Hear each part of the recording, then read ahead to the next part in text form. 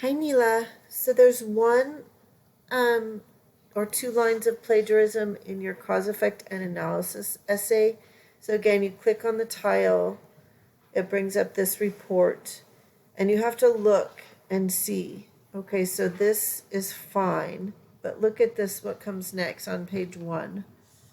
The garbage patches can be found in the east and in the west. So these two lines are not in quotation marks, and they're about 10 words in a row and then about 12 words in a row. So that's plagiarism right there and needs to be put in your own words. So try using synonyms and also rearranging the sentences. So instead of starting with the garbage patches can be found, start with a different subject. So in other words, maybe the garbage catch.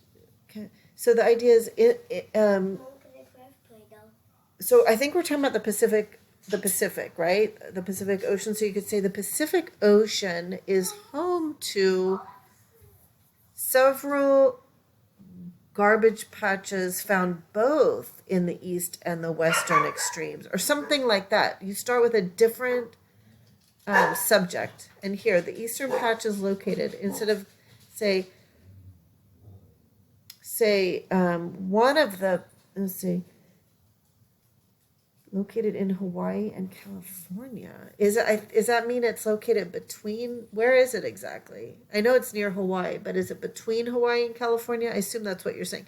So you could say between, or you could say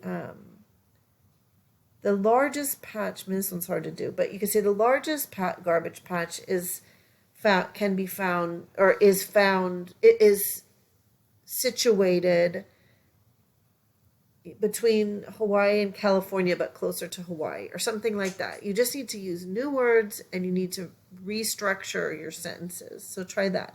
And please resubmit by the end of the day.